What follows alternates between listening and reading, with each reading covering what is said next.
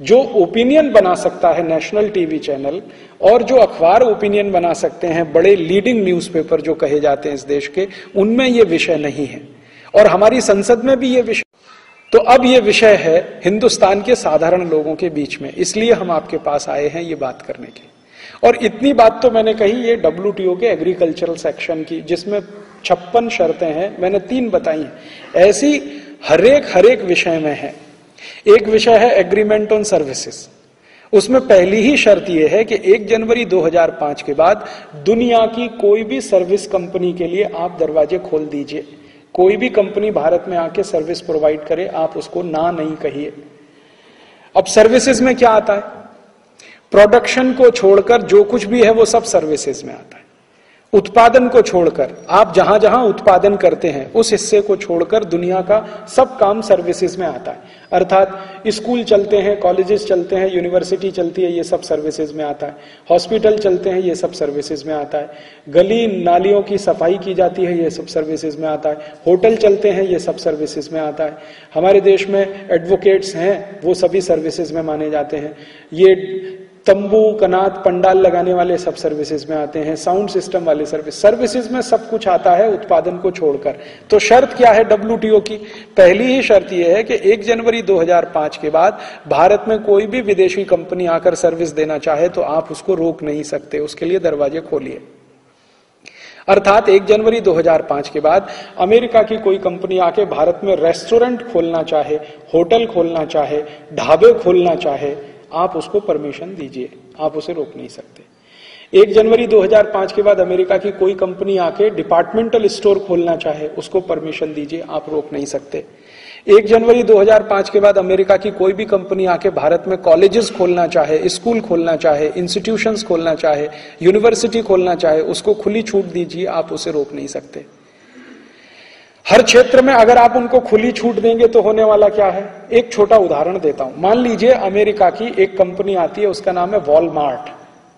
बहुत बड़ी कंपनी है, दुकान चलाने वाली अमेरिका की सबसे बड़ी कंपनी है। डिपार्टमेंटल स्टोर सबसे ज्यादा इसी कंपनी के हाथ में है। और एक और कंपनी है, वो यूरोप की है, फ्रांस की है, उसका नाम है केयरफोर। ये वॉलमार्ट और केयरफोर एक दूसरे के प्रतिद्वंदी हैं, लेकिन दोनों का धंधा एक ही है, हर जगह जाके दुकानें खोलना। अगर ये केयरफोर और वॉलमार्ट अगले साल से भारत में आ गए और इन्होंने हर शहर में अपनी 2-4 दुकानें खोलना शुरू कर दिया, और इन दुकानों पर उन्होंने आधे आधे कपड़े पहने हुए लड़कियों को बिठाना शुरू कर दिया, स्कर्ट पहने हुए लड़कियां और टॉपलेस पहने हुए लड़कियां उनके काउंटर पे बैठी हुई हैं, दुकानें खुली हुई हैं, और हर दुकान से उन्होंने 1 के साथ 1 फ्री, 2 के साथ 1 फ्री, 3 के साथ 1 फ्री देना शुरू कर दिया। फिर क्या होगा? एक ही परिणाम होगा कि भारत का एक क्लास है जो एफ्लुएंट क्लास है, जिसके पास थोड़ा पैसा ज्यादा है, वो सबसे पहले इन दुकानों का खरीदार बनेगा, सबसे ज्यादा माल खरीदी करने इन दुकानों पे जाएगा। तो धीरे धीरे भारत की छोटी दुकानों में जो माल बिक रहा है वो बिकना कम होगा, बड़ी दुकानों से माल बिकेगा, इनकी दुकानों से। अब इन दुकानों से माल बिकना शुरू हुआ तो आपका प्रॉफिट उन दुकानों के पास, वो दुकानें हैं केयरफोर और वॉलमार्ट की, वॉलमार्ट और केयरफोर वाले जो भी बिजनेस करेंगे प्रॉफिट अमेरिका लेके जाएंगे। तो 2 परिणाम होंगे, एक तो यहां से पैसा लेके जाएंगे, दूसरा आपकी छोटी छोटी सब दुकानें वो बंद करा देंगे।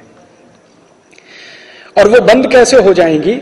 अमरावती का एक उदाहरण देता हूं। केयरफोर का एक डिपार्टमेंटल स्टोर अमरावती में खुल जाए, वॉलमार्ट का एक डिपार्टमेंटल स्टोर अमरावती में खुल जाए, तो अमरावती के लोगों की लाइन लग जाएगी वहां जाके माल खरीदने की, क्योंकि हर चीज इंपोर्टेड मिलेगी। और इंपोर्टेड माल को चाहने वाला एक क्लास तो है ही इस देश में, जिसके पास थोड़ा सा पैसा है, ब्लैक मनी है, सब कुछ है। वो जाके लाइन लगा के जब खरीदना शुरू करेगा तो साधारण आदमी को लगेगा यार यहां से माल खरीदना स्टेटस सिंबल है, तो हम भी खरीदें। तो वो शुरू होगा और एक ऐसी घमासान लड़ाई शुरू होगी जो अमरावती के हर छोटी छोटी दुकानों को बंद करा देगी। तो छोटे दुकानदार खत्म।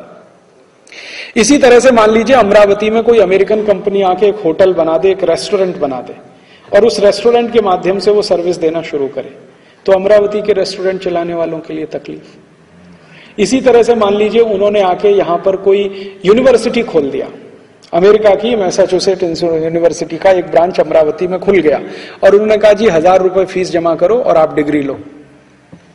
चालू हो गई उनकी यूनिवर्सिटी। तो यहां तो सब जो तपोवन यूनिवर्सिटी में पढ़ने जाते हैं वो सब वहां पहुंच जाएंगे, और उनकी यूनिवर्सिटी में तो क्या, पैसा जमा करो डिग्री लो। तो यहां एक क्लास तो है ही जिसको डिग्री चाहिए, ज्ञान से उसको कोई लेना देना नहीं, क्योंकि यहां ज्ञान का महत्व नहीं है, डिग्री का महत्व है। हिंदुस्तान में अंग्रेजों के आने से जो सबसे बड़ा दुष्परिणाम हुआ है कि इस देश में ज्ञान का महत्व खत्म हो गया, डिग्री का महत्व हो गया इस देश में। और वो डिग्री बांटेंगे यहां आके, और वो पैसे से मिल जाएगी। और अमेरिकन और यूरोपियन यूनिवर्सिटीज में क्या होता है, कभी भी कोई फेल नहीं होता, वहां कोई फेल नहीं होता, क्योंकि उनका जो सिस्टम है एजुकेशन का वो इस तरह से बनाया हुआ है कि उसमें कोई फेल ही नहीं होता, माने रद्दी से रद्दी वहां पास हो जाता है। हिंदुस्तान के बारे में आप जानते हैं, जो लड़के लड़कियां भारत के किसी स्कूल में पास नहीं हो पाते, वो सब अमेरिका से बड़ी बड़ी डिग्री लेके आ जाते हैं। आपको मालूम है ये सब? और अमेरिका से भी ज्यादा रद्दी डिग्रियां रूस में मिलती हैं। रूस की तो डिग्रियों का ये आलम है कि दुनिया का कोई भी सेंसिटिव देश रूस का एमबीबीएस एमडी किए हुए डॉक्टर को परमिशन देने को तैयार नहीं हॉस्पिटल खोलने के, भारत में भी नहीं है। रशिया से आप एमबीबीएस एमडी करके आइए, जब तक मेडिकल काउंसिल ऑफ इंडिया की परीक्षा पास नहीं करेंगे तब तक आप यहां प्रैक्टिस नहीं कर सकते, क्योंकि वहां कुछ पढ़ाते ही नहीं है। और वहां तो यूनिवर्सिटीज चलती हैं दुकानों की तरह से, वो तो बिजनेस है, उसमें ज्ञान देना है ऐसा कुछ मतलब नहीं, वो बिजनेस है, बिजनेस का पार्ट है। जैसे होटल चलता है वैसे यूनिवर्सिटी चलते हैं यूरोप और अमेरिका में। और आपको सुनकर बहुत आश्चर्य होगा, यूरोपियन और अमेरिकन यूनिवर्सिटी में पढ़ने वाले जो विद्यार्थी हैं, यूरोप और अमेरिका के जो नेटिव सिटीजन्स हैं, उनका आईक्यू दुनिया में सबसे कम है। अमेरिकन स्टूडेंट्स का आईक्यू पूरे दुनिया में सबसे कम है। इंटेलिजेंसी क्वेस्ट जिसको कहते हैं, सामान्य ज्ञान में भी वो दुनिया में सबसे पीछे हैं। यूरोपियंस लोग और अमेरिकन्स लोग सामान्य ज्ञान में बहुत पीछे हैं, आईक्यू उनका बहुत कम है। इसलिए अमेरिकन और यूरोपियन यूनिवर्सिटी में जितने टॉपर्स होते हैं वो सभी एशियन होते हैं, भारतीय होते हैं, चाइनीज होते हैं, जापानीज होते हैं, उनके अपने नहीं है, क्योंकि आईक्यू बहुत कम है। आईक्यू कम क्यों है? क्योंकि एजुकेशन का सिस्टम ऐसा है जिसमें आईक्यू ज्यादा डेवलप नहीं होता। तो लोएस्ट आईक्यू पे वो काम करने वाले यूनिवर्सिटीज और कॉलेजेस हैं, वो सब यहां आ जाएंगे, तो यहां का जो भी छोटा मोटा कम स्टैंडर्ड वाला भी एजुकेशन है उसको खत्म कर देंगे, क्योंकि कंपटीशन आपको उनके साथ करना है। तो यहां क्या होगा, मान लीजिए उनकी यूनिवर्सिटी हुई, तपोवन भी यूनिवर्सिटी, अब अमेरिकन और तपोवन यूनिवर्सिटी में कंपटीशन शुरू होगा। वो कहेंगे जी हम इतने कोर्सेज पढ़ाएंगे, 3 कोर्स पढ़ाएंगे, 1 कोर्स फ्री, आइए हमारे यहाँ। हाँ, एमबीए पढ़ाएंगे, एमबीबीएस फ्री ले जाइए हमारे पास, आइए हम आपको एडमिशन दें। हाँ, ऐसे ही होता है यूरोप और अमेरिका में, ऐसे होता है। एमबीए करिए, डीबीए फ्री ले जाइए, एमबीए करिए, बीबीए फ्री ले जाइए, एमबीए करिए, ये फ्री ले जाइए, वो फ्री ले जाइए, वो चालू कर देंगे।